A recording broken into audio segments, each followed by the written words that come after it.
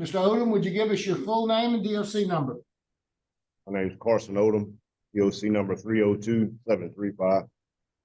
Mr. Odom, let me explain our process to you. First, I'm going to read some information into the record. Then we're going to conduct a parole interview with you.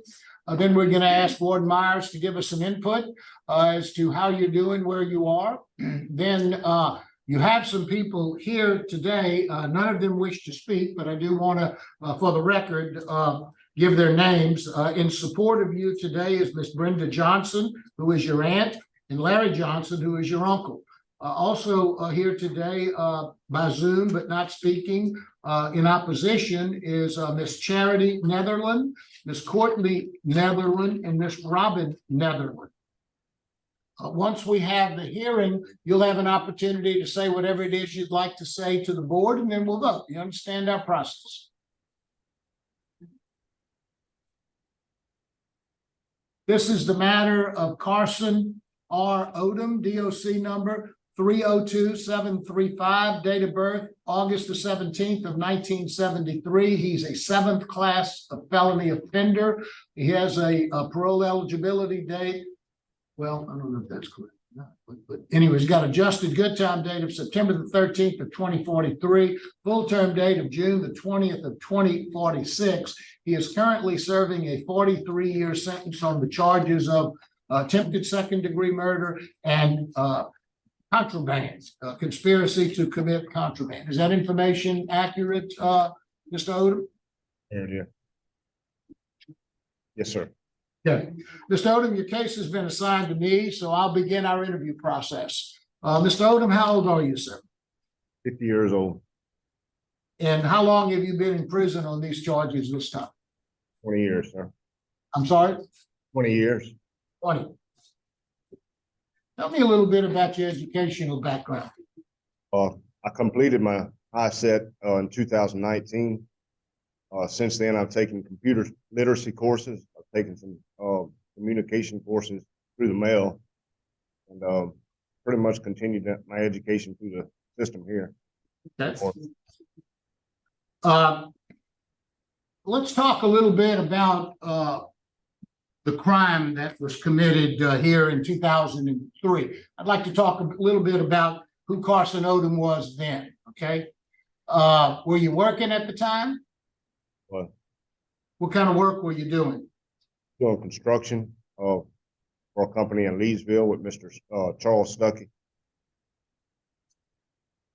Were drugs and alcohol an issue with you? Yes, sir. Drugs, mostly drugs. I've never Okay, been. let's talk a little bit about your drug use. When did you start using drugs? About 14, 15 years old. And what did you start using? Cocaine. How often would you use cocaine when you were 14, 15, 16 years old? Back then, it was probably just a couple of times a week. Yeah. And did you progress from there to more often? I progressed from there to just about daily use. Okay. And how old were you about when you progressed to daily use of cocaine? About 16, 17 years old. Now, you're a 7th offender. I show you've got, when you count all of your felony convictions, you've got approximately 12 felony convictions. Were all of these convictions having to do with drugs or involving drugs, or were you on drugs at the time? Every one of them. Did you ever have any treatment on the outside? Yes, sir. I went to a treatment center in Pineville. That was early 2000. I went through AANA when I was in Allen Correction. Are you talking about Red River, or where did you go? Red River and Gateway. Okay. Juvenile in the adult center. Okay. I went to AA and NA throughout my incarceration, mostly in Allen. Since the pandemic, they haven't pretty much got us back online to where we were then, but I do go occasionally. How many times have you actually gone to prison? I would say at least 5. And when you went to prison on those times, did you have any classes or any treatment while you were in prison? No, sir. none of my previous incarcerations, none at all. Now, did you follow at any time after getting out of Pineville, the programs in Pineville? Did you follow up with your AA meetings? Sir, for a while, I went to Rainbow House, which is outpatient, but I was not free very long. I ended up getting incarcerated not very long after that again. Now that you look back, now that you've been in prison for 20 years and you've taken a lot of programs, look back and tell me why it is you couldn't stay off drugs. I couldn't handle pressure very well back then when I was younger. I didn't have many family members or friends at all. Whenever things would get hard, I would always run back to the drugs. It was never the people, places, or things, because I never really hung around anyone too much. It kind of seemed that no matter where I went, I kind of gravitated toward doing the same things because that's the things that I went to look for. Let's talk a little bit about what you've done while you've been in prison to address your substance abuse problem. What sort of programs have you taken for your substance abuse? Like I said, I've attended AA and NA. I've completed Living in Balance phase 1. Phase 2 should be completed next week. Thinking for a Change, I've completed that, sir. Those are excellent educational courses. Have you taken anything that really is treatment? Those are the only ones that are offered as far as what we're able to take beyond AA and NA, and those are the most extensive ones here. How do you think things are different now as opposed to when you were last released 20 plus years ago? How do you think you'll be able to control your sobriety now as opposed to back when you committed this crime? So back then, I was still thinking with an adolescent mind. I didn't really have many responsibilities or concerns as far as bettering myself. It never really took anything seriously as far as whether it was prison, or never thought too much about death. But as I've gotten older, I've continuously thought about growing old and dying in prison, and then seeing the effects that drugs have on people that were released from here and went home and died immediately, people that come back with a life sentence. And I don't want to be like that. I know that I have the potential and the will to do right. So tell me what your plan is to stay sober. Earl, I plan to get involved with church. I have several members of the church community that offer to mentor me and help me in any way that I can. They're here for me today, here for me on Zoom. They've offered to help me in any way as far as any type of treatment, or being there for me daily if I need it. It's good to have a support group like that, but what is your plan? What do you think you need to stay sober? Just the will to do it and the help of my family. I no longer want to do drugs. I have no desire to. I have no desire to come back like this and grow old. You know, Mr. Odom, I hear you and I believe you as you sit there. You know, and that's why I asked you about treatment, because I think treatment is extremely important, because drug addiction isn't about choice or will. It's a disease. And you've got to have the right formula to be able to treat your disease. It's just not about will or choice. You know, I was a drug court judge for 14 years, and I've seen time and time again, people get sober, they stay sober, and they think they've got it licked. But the more treatment you get, the better chance that you'll have. And I really believe you need some long-term substance abuse treatment. Tell me what your thought is about that. Or if that's recommended, I would gladly do it. I mean, if it's beneficial to me in my future, as far as me not having to return to this lifestyle, I'm more than willing to do whatever it takes. Can we both agree that you're a drug addict? Yeah. Definitely. Yeah. Let's talk a little bit about what happened on June the 22nd, 2003. Did you know Mr. Netherland? I did. Okay, so tell me how this happened. Walk me through that day and walk me through what you did and why. Mr. Netherland, I did work with him and for him for quite a few months before it happened. that particular day, I used his truck to go get some parts and supplies.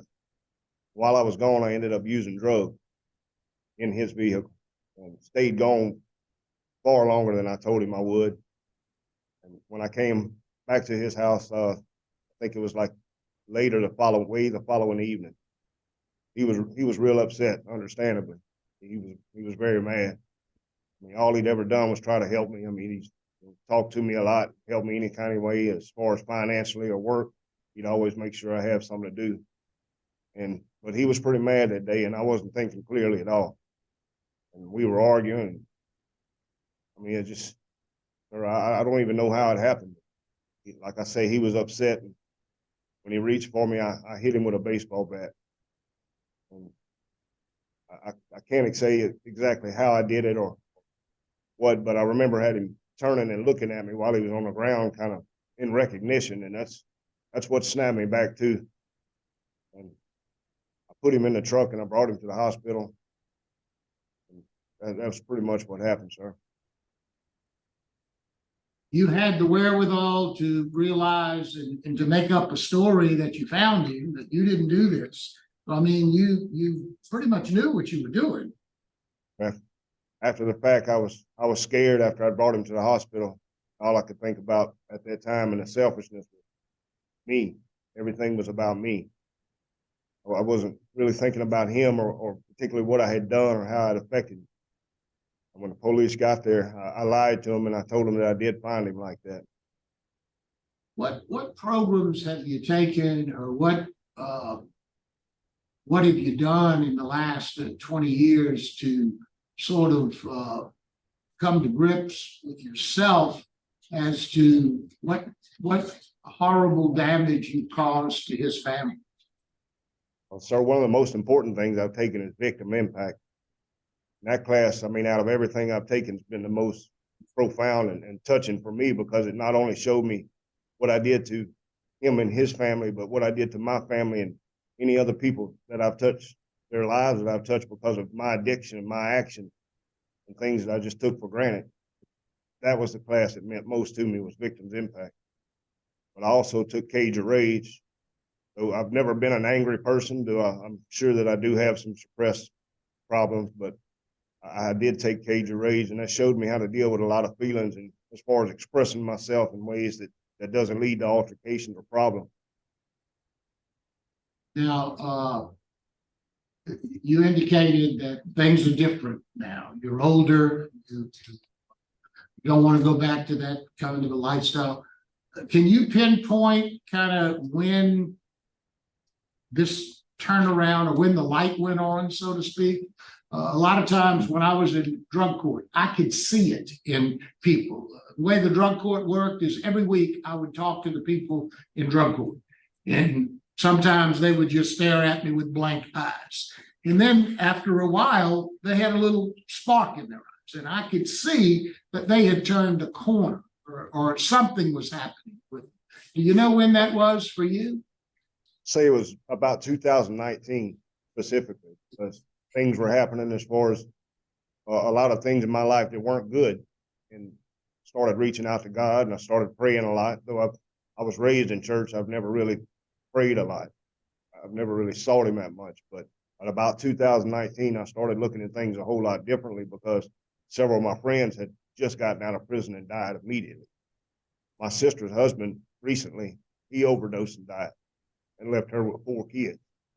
The youngest one, 3 years old. And I mean, it's just, I don't want that. I've made people suffer enough, hurt everybody I've ever touched in my life.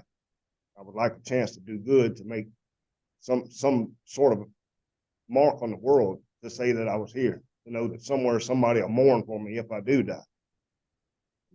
That's when I started thinking about that. Was about 2019, and doing things from that point to change. Let's talk a little bit about this contraband arrest. You were charged with conspiracy to, tell me what happened. Tell me how all that happened. I was in Allen Correctional, and I had made a phone call to my family and had them send money somewhere to my mother, and that was done. But I didn't know that the person that I was sending it to was a big drug dealer. I knew that he did have some drugs, But as it turned out, me being affiliated with him, I got the same write-up and charge that he did, which was introduction of contraband at the Allen Correction. Well, what were you writing to him for? So I was having money transferred to his account through the phone, and they recorded the phone conversation, and that's how I. So you're telling me you didn't realize what was going on? You just were. No, I knew what was going on, and I knew why I was sending him the money, but I didn't know that he was that in depth with what he was doing. You didn't know he was as big a drug dealer as he was. I didn't You know knew he was a drug dealer. I didn't know that. Let's talk a little bit about your write-ups. You had 23 total write-ups, but you had 3 in 2022, 2 for aggravated disobedience and 1 for unauthorized area. Tell me a little bit about that. I think the first write-up that I had was in Angola when I was transferred last year. I had to go to physical therapy there. And I was placed in a situation, I was put in a dorm with people that I was having problems with before I left.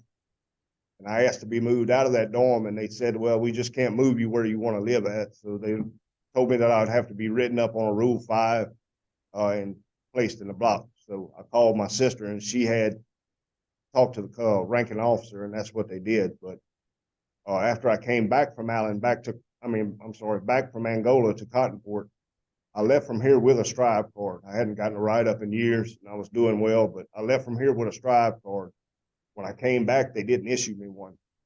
I was up late at night, and I got written up for being up without a strive card, though I did have one before I left. And what was the unauthorized area? That's the same thing, for being in the television room without a strive card. Now, you lost 60 days back in 2019 for contraband. What was that about? Failed urine test. That was the last write-up I had as far as drug related or anything serious. That's about the time the turnaround started. 2019, what was the positive for? Methamphetamine. How long have you been using methamphetamines while you've been in prison? Or that was probably only 2nd or 3rd time I've ever done it in my life. And what programs have you taken since then?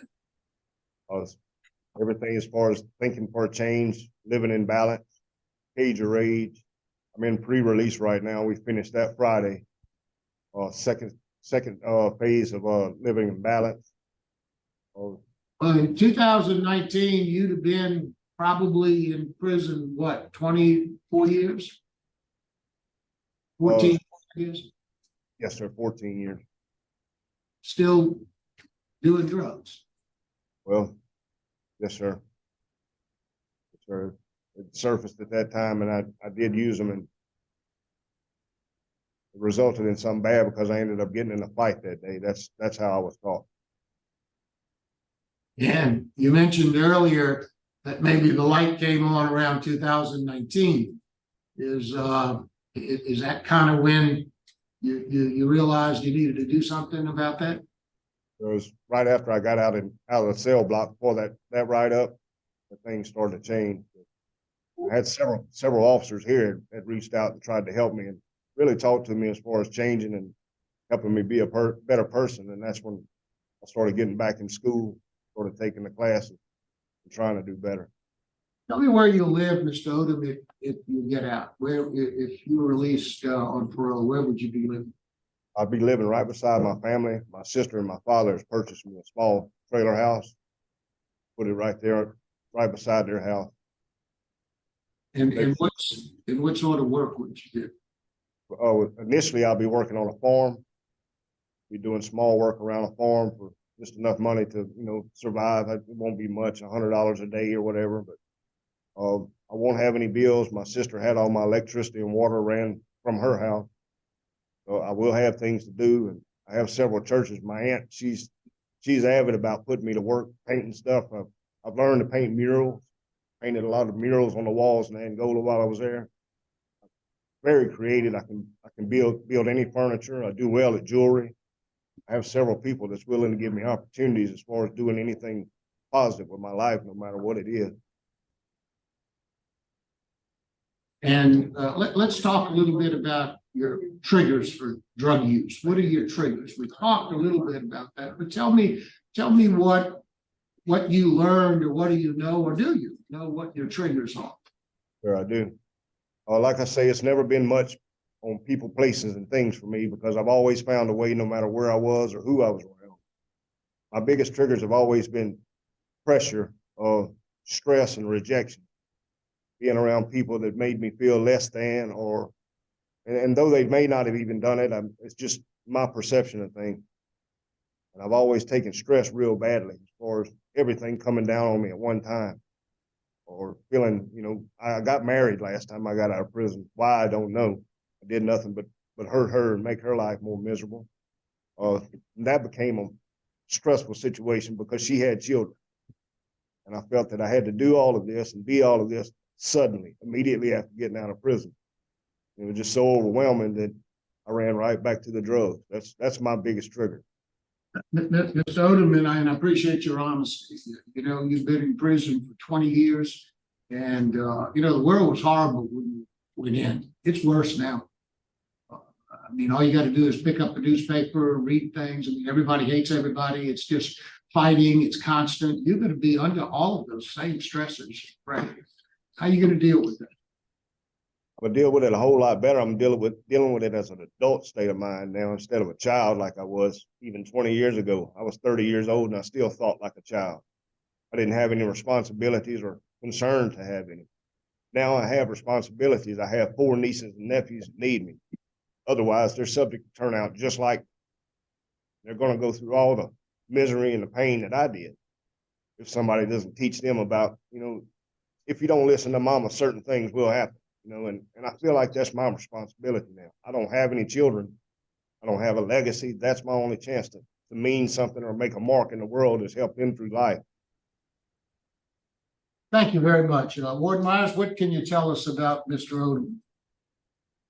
Well, Mr. Marabella, Carson and I had a long conversation yesterday, and sure after listening to him today, you and I have the same thought.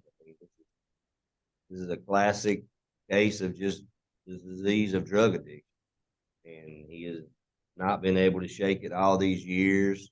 He was honest. Of course, he didn't have a lot of choice, but he had a dirty urine sample a few years ago. But we discussed his drug usage in prison and on the streets, and we discussed the same things you discussed: is the stress on the when you go home, the problems that you're going to incur. He is the prime candidate for long-term substance abuse, as you alluded to earlier. He has made a good change in the last couple of years. The write-up he got over being up early was, it's a minor offense, but it's all a stage of learning and following the rules. But he definitely needs long-term substance abuse. He's a unique case. He's done a lot of time, but he still has a lot of time left to do. I want to feel like he's ready, but it does concern me that he did use drugs in the last few years, and he just became eligible for parole. This turnaround came, so I want to see him succeed. I think he's on the right path, but he definitely needs help, whether it be here with me or somewhere else with long-term substance abuse program, because being a 7th offender probably his last chance. Thank you, Ward, and I appreciate your comments as always. Any questions? I do. Okay. Mr. Odom, this information was available to us in the record. How much do you think, in speaking of your victim and the harm you caused him, how much do you think the hospital bill was for his care? Just one of his hospital bills. Ma'am, I don't know much about bills or what they cost or anything. I've never had Okay. But Fair enough. It was $54,003.62. That was the hospital bill. How long do you think he stayed in the hospital after he endured what you did to him? From what I understand, ma'am, it was quite a while. I couldn't get 5 anyone. weeks. The records I have show was 5 weeks in the hospital, and he never worked again. After he got out of the hospital, The records I have reflect that his mentality was like a child. He was placed on disability. He had no short-term memory. And his long-term memory was described as coming and going.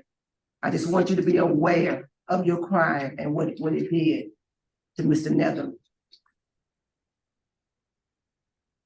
There's nothing you can do about it, but I just want to open up your awareness as you reflect on the choices that you need to make and the challenges that you have.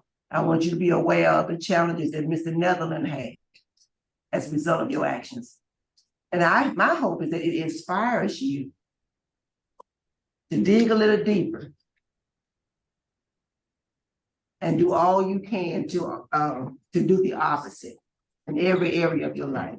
That's all I had, Chairman. Thank you. Thank you very much. Mr. Odom, is there anything you'd like to say to the board before the board votes? No, we have. No speaking, okay. They're all observers.